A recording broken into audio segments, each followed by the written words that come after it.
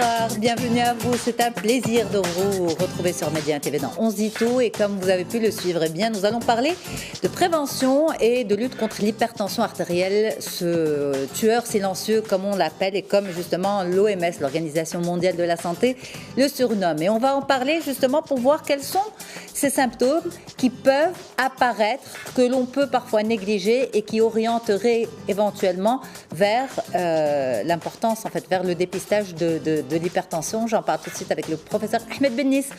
On est avec vous en direct. Bonsoir professeur, comment ça va ? Bonsoir Yasmine, merci pour votre invitation. Pour parler d'un sujet extrêmement important qui est l'hypertension, qui, comme vous l'avez si bien dit, c'est un vrai tueur silencieux et qui touche à peu près 30% de la population marocaine et mondiale. Ah quand même, 30% c'est extrêmement important parce que l'hypertension c'est, on va dire, une maladie chronique et qui va toucher, qui va donner d'autres problèmes. Elle n'est pas anodine. Quand elle ne s'installe pas toute seule. Elle peut avec le temps évoluer vers d'autres problèmes, peut donner des AVC, peut donner des complications assez importantes. C'est bien ça, professeur ? Exactement. Alors l'hypertension aujourd'hui est considérée comme un facteur majeur du risque cardiovasculaire. C'est une maladie qui peut entraîner des accidents vasculaires cérébraux, elle peut entraîner de l'insuffisance cardiaque, elle peut entraîner une mortalité précoce, elle peut entraîner bien entendu de l'insuffisance cardiaque et des symptômes coronaires aigus, des attaques cardiaques et aussi de l'insuffisance rénale. Et le problème, la gravité, vient du fait que c'est un tueur silencieux. C'est-à-dire que c'est une maladie qui va évoluer à bas bruit. Ça veut dire que les artères vont être sous pression. Ça veut dire que les artères vont souffrir tout au long de la vie des personnes. Et si on ne dépiste pas, si on ne diagnostique pas, si on ne traite pas, et si on ne prévient pas, à ce moment-là, les complications vont survenir. Et aujourd'hui, on sait qu'une prise en charge correcte va réduire de façon extrêmement importante, jusqu'à réduire de 50% les complications cardiaque et cérébrale. Ok. Alors, à travers votre expérience, professeur Ahmed Bennis, justement, en général, l'hypertension artérielle est dépistée chez nous combien de temps après son apparition, en moyenne ? Alors, en moyenne, les gens, généralement, viennent quand ils ont des symptômes. C'est-à-dire, généralement, les gens consultent assez tardivement. C'est-à-dire lorsqu'ils ont mal à la tête, lorsqu'ils ont parfois des vertiges, des bourdonnements d'oreilles, lorsque parfois ils ont déjà fait une complication, à ce moment-là, on diagnostique l'hypertension artérielle. Mais les choses sur lesquelles on insiste, c'est le fait de prendre systématiquement la pression artérielle. C'est-à-dire qu'il faudrait qu'une personne, à partir de 40 ans, puisse avoir une idée exacte sur sa tension artérielle. Il faut prendre la tension au moins une fois chaque année à partir de 40 ans. Alors, pour répondre à votre question, on a en général, il y a une règle des 50%. 50% des hypertensions artérielles ne sont pas dépistées, 50% des hypertensions traitées ne sont pas traitées et c'est 50% non contrôlées. Donc, il y a un problème et ce n'est pas un problème uniquement au niveau national marocain, c'est un problème mondial, puisqu'on estime aujourd'hui que 1,5 milliard de personnes dans le monde ont de l'hypertension artérielle. Et le problème, c'est que quel que soit le pays, on est loin des objectifs du traitement. Donc, c'est pour ça qu'il est très important de parler de dépistage, de suivi, de traitement et d'éducation. Ok, alors vous avez dit justement 40 ans, professeur Ahmed Bennis. Est-ce que c'est une maladie ou c'est une pathologie qui touche une tranche d'âge en particulier ?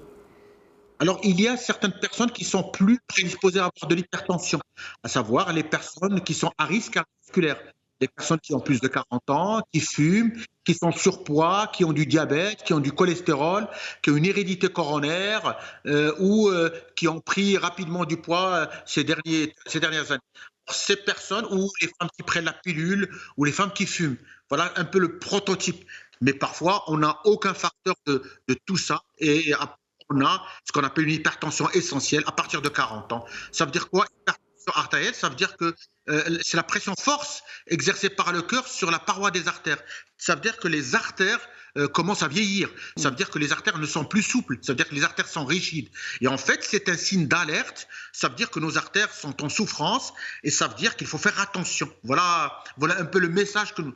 Et donc, le message qu'on veut faire passer aux personnes qui nous écoutent, c'est qu'à partir de 40 ans, il faut prendre une fois la tension, au moins une fois par an. Il faut prendre sa glycémie, son taux de cholestérol et son poids. Ce sont des choses simples sur lesquelles on peut baser une prévention, on peut baser un traitement, on peut baser un suivi. Et vous savez que quand on a une complication, par exemple, comme un accident vasculaire cérébral, c'est des pertes de chances de vie. On peut perdre jusqu'à 12 ans de chances de vie. Quelqu'un qui a fait un infarctus ou qui a une insuffisance cardiaque ou une insuffisance rénale comme complication de l'hypertension, ça veut dire que c'est une perte de chance d'une dizaine d'années. Donc, on perd en années de vie et on perd aussi en qualité de vie. En qualité de vie, voilà. Absolument. Donc c'est extrêmement important, la prévention qui reste un élément extrêmement important. Alors, je vais aller vers une question un peu plus générale, qui sort de votre spécialité uniquement, mais vous êtes un scientifique et un médecin, vous allez pouvoir me répondre. Pourquoi 40 ans est un âge tellement problématique au niveau de la santé? Pourquoi 40 ans, c'est, on va dire, un seuil où il faut commencer à vérifier tellement de choses, professeur? C'est un peu 40 ans, c'est l'âge des bilans, c'est l'âge un peu charnière, c'est l'âge où le processus de vieillissement va s'accélérer. C'est-à-dire on va passer de la jeunesse, des cheveux blancs, de la minceur, de l'exercice physique, de quelqu'un qui fait du sport, qui ne fume pas, vers quelqu'un qui va rapidement prendre du poids, qui va par sédentarité, qui a pu fumer quelques années et qui va recueillir un peu ce qu'il a fumé, le diabète qui va se déclencher. Pas forcément, rassurez-nous, pas forcément. Pas forcément. Vous savez, je suis à la veille de mes 40 ans et je découvre beaucoup de choses avec vous. C'est ça. C'est vrai, vous êtes en bonne santé. Vous êtes en bonne santé. Mais généralement, les personnes à partir de 40 ans, c'est un peu le profil. Les gens prennent du poids, ils ont fumé, ils ne font pas assez de sport, ils ont du cholestérol.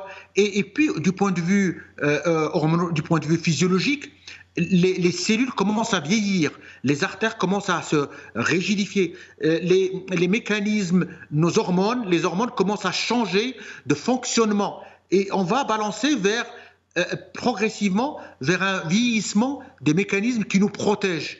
Donc il y a l'inflammation, il y a les morts cellulaires, il y a les perturbations des systèmes hormonaux qui nous protègent. Tous ces mécanismes vont faire qu'à partir de 40 ans, tout ça va s'accélérer. Alors, on a la possibilité aujourd'hui de retarder ce vieillissement comme ce que vous faites. Vous êtes mince, vous ne fumez pas, vous faites du sport, vous avez une alimentation saine. Mais à l'inverse, si on prend une personne qui ne fait pas de sport, qui fume, qui a du diabète, qui a du cholestérol, qui a du ventre, qui a eu déjà le père qui a eu un infarctus, la mère qui a fait un accident vasculaire, qui ne prend ni tension, ni glycémie, qui ne s'occupe pas de sa santé, et qui continue à grossir. Voilà le prototype de personne chez qui le processus de vieillissement va être plus accéléré.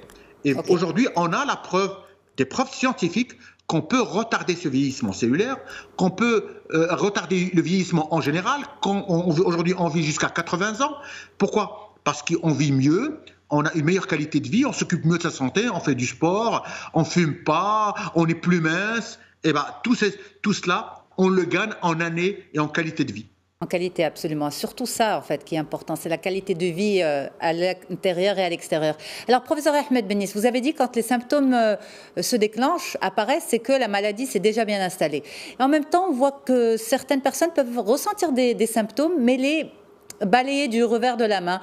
Exemple, bourdonnement de l'oreille, maux de tête. Et puis, on a tendance à se dire peut-être que je suis fatiguée, peut-être que c'est une migraine, peut-être que, voilà, je ne sais pas ce que c'est. On retarde quand même le fait d'aller consulter un médecin. Et quand le diagnostic tombe, les personnes vous disent, vous savez, moi, ça fait quelque temps déjà, plusieurs mois, que j'ai mal à la tête, que j'ai les oreilles qui sifflent. Et voilà.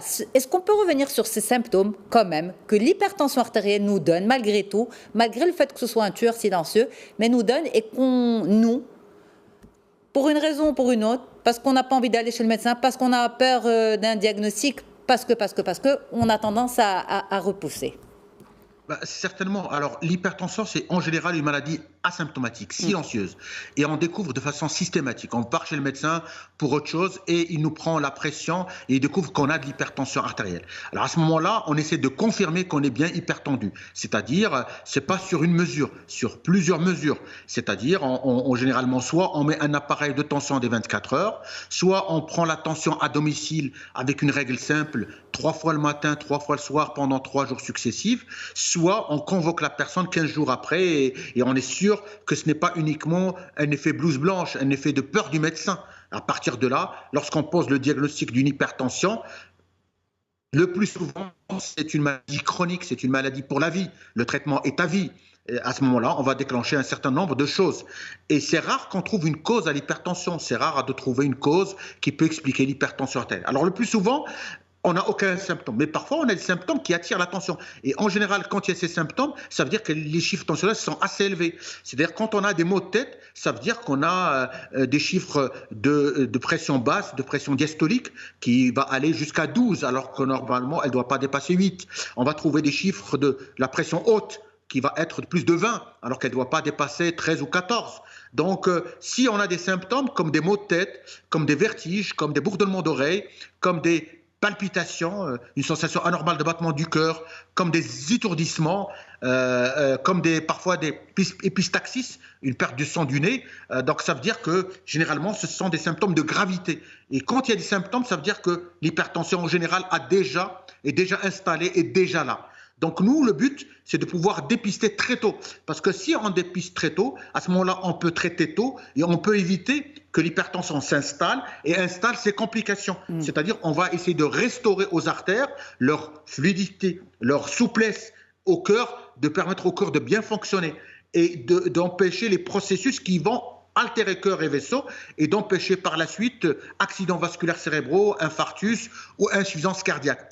Donc c'est plus on dépiste tôt, plus on traite mieux, plus on prévient mieux les complications et plus on va être en contact avec la personne pour lui donner des règles, ce qu'on appelle des règles hygiéno-diététiques, c'est-à-dire des règles qui vont changer la vie de la personne pour lui permettre d'empêcher les complications dont on a parlé. Donc, okay. Il faut, à partir de 40 ans, j'insiste là-dessus, je pense que vous avez beaucoup insisté là-dessus, c'est le temps des bilans, c'est le temps d'aller voir des médecins et nous demandons aux personnes qui nous écoutent d'aller voir leur médecin à partir de 40 ans et de contrôler leur tension régulièrement, mais sans tomber dans l'obsession. C'est-à-dire, si on a une tension normale, ça veut dire qu'on est vraiment tendu. Et si on est hyper tendu, il ne faut pas être non plus dans le déni. C'est-à-dire, non, je n'ai pas d'hypertension, j'ai toujours vécu avec une tension normale. La maladie commence à partir d'un certain âge. Et si ça c'est diagnostiqué, c'est une maladie qu'il faut prendre en charge. Parce que le fait de mettre en déni est dangereux, parce qu'à ce moment-là, on va pas éviter les complications qui risquent d'arriver et qui sont des complications qu'on peut éviter et qu'on peut traiter. C'est ça, et on va compliquer encore plus la prise en charge puisqu'on va retarder, c'est comme un diagnostic tardif. Alors justement, professeur, vous dites prendre sa tension. Est-ce qu'il y a un bon moment dans la journée? Est-ce qu'il y a le bon moment de la journée pour prendre sa tension artérielle? Alors, en général, ce qu'on conseille aux personnes, c'est de prendre la tension 3 fois le matin, 3 fois le soir, pendant 3 jours successifs, sur un mois ou chaque 15 jours. Il n'est pas conseillé de prendre la tension 10 fois le matin, 10 fois le soir, chaque jour. Ça devient de l'obsession et ça ne sert à rien. Et donc, il ne faut pas absolument tomber dans une obsession frénétique de prendre la tension plusieurs fois. Ce qu'il faut prendre, ça suffit. 3 fois le matin, 3 fois le soir et faire la moyenne. Et généralement, on enlève la première prise et on prend la deuxième, troisième prise et on fait la moyenne des deux. Et on a une moyenne. Si on prend ça sur 3 jours, on a une idée exacte sur le niveau tensionnel. Et on peut répéter cette manœuvre sur chaque 15 jours ou chaque mois. Alors, il faudrait que l'appareil soit un appareil qui est bien étalonné, bien standard, vérifié par le médecin. Il y a des appareils qui sont bien étalonnés sur des sites comme la Société française d'hypertension artérielle ou d'autres sites qui sont connus, agréés. Et il faudrait à ce moment-là que ce qui est bien, c'est de pouvoir faire suivre ça à distance par le médecin. Aujourd'hui, la télémédecine évolue énormément et à partir de là, on peut tout à fait suivre les personnes même à distance, surtout en ces périodes un peu difficiles de Covid et de confinement ou de médecine à distance. Et ça peut aider énormément dans la prise en charge des hypertendus. En parlant de Covid, justement, professeur Bennis, est-ce que les personnes souffrant d'hypertension artérielle sont des personnes vulnérables au virus ? La réponse est oui. Les hypertendus, surtout à partir de l'âge de 65 ans, les hypertendus diabétiques, les hypertendus obèses, en surpoids ou porteurs d'une maladie chronique sont à risque d'avoir une maladie, avoir le Covid. Et parfois avoir malheureusement des Covid graves. Le diabète et l'hypertension artérielle et le surpoids. Alors, par contre, il n'y a pas de relation directe entre les traitements que les hypertendus prennent, que nous prenons pour l'hypertension artérielle, avec la gravité du Covid. Il y a eu à un certain moment une certaine polémique sur ça, mais aujourd'hui, il n'y a pas toutes les sociétés savantes disent que les hypertendus doivent continuer à prendre leur traitement, qu'il n'y a pas de relation entre le traitement et l'atteinte du Covid, et il faudrait absolument rester en contact avec le traitement, parce que n'oublions pas qu'il y a des conséquences du Covid qui sont graves et qui sont sérieuses, mais en même temps, il y a des risques des maladies qui ne sont pas Covid, en particulier des maladies chroniques, comme l'hypertension artérielle. Et donc, il faudrait ne pas arrêter. Et le message que j'ai adressé aux téléspectateurs et téléspectatrices, c'est qu'il ne faut pas arrêter votre traitement. Si vous êtes hypertendu, continuez à prendre votre traitement, ne changez pas votre traitement, sauf avis médical. Parfait. Alors, peut-être pour finir, alors c'est vrai que le but de cette émission d'aujourd'hui avec vous, c'est de chercher ces signes qui pourraient éventuellement amener à un dépistage. On l'a compris, il n'y a pas forcément de signes. C'est malheureusement une maladie silencieuse. D'autres l'appellent carrément le tueur silencieux. On va dire c'est assez noir comme image. Mais bon, on a aussi évoqué ces symptômes plutôt discrets comme les maux de tête, les bourdonnements, etc. Maintenant, quand la personne démarre son traitement, il faut du temps parce que c'est pas en général du one shot, un traitement qui va marcher directement. Il va falloir trouver le bon dosage avec son médecin. Est-ce que ces symptômes persistent ou bien même une personne sous traitement qui à un moment ou un autre, peut-être qu'elle est sous traitement depuis 1 an, 2 ans, qui ressent ces symptômes, est-ce que ça veut dire que sa tension s'est déréglée? En général, le traitement va prendre plusieurs semaines, c'est-à-dire en général, en moyenne, de 2 mois pour pouvoir stabiliser la tension artérielle. On peut avoir recours en général à 2 voire 3 traitements pour contrôler une tension. Rarement, un seul médicament suffit. Généralement, c'est 2 médicaments dans 70% des cas. Alors, il faudrait savoir qu'il faut du temps, que l'organisme va s'habituer à une nouvelle tension artérielle, à un nouvel équilibrage. Et à partir de là, il faut du temps pour que les choses prennent place. Donc, parfois, il y a des effets secondaires que la personne va ressentir et qu'il faudra parler au médecin. Généralement, les médecins essaient de donner les médicaments qui ont une bonne tolérance et que les patients ne vont rien ressentir parce que le plus souvent l'hypertension est une maladie asymptomatique. Alors en général 8 semaines de traitement. En même temps, on conseille aux patients de réduire leur poids, d'arrêter de fumer, d'arrêter de boire, d'avoir une consommation d'alimentation saine, de réduire la consommation de sel, moins 6 grammes de sel par jour, de faire de l'exercice physique. Donc il y a tout un accompagnement qui va permettre aux personnes de changer progressivement, de stabiliser leur tension artérielle et d'être mieux sur le plan de santé, c'est-à-dire, vous savez, quand on réduit son poids, quand on mange sain, quand on arrête de fumer, quand on arrête de boire, quand on mange 5 légumes et fruits par jour, quand on fait 30 minutes d'exercice, tout ça a une répercussion extrêmement positive sur la santé. Et c'est des répercussions qui vont avoir un effet à court terme, mais surtout à long terme, parce que le but recherché, c'est non pas de stabiliser la tension artérielle sur 2-3 semaines, mais sur la durée. Et il faudrait savoir que ce qui est extrêmement important, c'est qu'une fois la tension s'est stabilisée et qu'on ne sent rien sous traitement, il ne faut pas arrêter le traitement. Parce que le plus souvent, les gens se sentent bien, ils ont une tension contrôlée, ils arrêtent leur traitement et à partir de là, la tension va réaugmenter et ils peuvent faire des complications par la suite. Voilà. Et donc, ce qui est extrêmement important, de ne pas arrêter le traitement une fois la tension contrôlée. C'est une maladie chronique qui veut dire qu'il faut qu'elle reste sous traitement et accompagnée à vie. Et c'est voilà, heureusement que la science, la médecine a évolué pour permettre justement d'accompagner aussi ces maladies chroniques. Merci infiniment, professeur Ahmed Bennis. Merci beaucoup d'avoir été en direct avec nous de Casablanca. Moi, je remercie infiniment toute l'équipe en régie, Abdelrazak Doumeri et son équipe justement. Un grand merci à l'équipe de prod aussi. J'ai pas souvent l'occasion de les remercier pour le formidable travail qu'ils font pour accompagner cette émission. Et puis à vous pour votre fidélité. On se retrouve demain pour un autre épisode. Demain, on fera le point sur les vaccins à 18h30 ici, puis à 15h30, je serai sur la radio avec Farhana pour Blamiad. Et puis, si vous venez d'arriver et que vous souhaitez revoir cet épisode dans son intégralité, allez sur mediantv.com ou sinon ce soir à 22h30 sur votre petit écran. Très très bonne soirée à toutes et à tous et à très vite. Au revoir.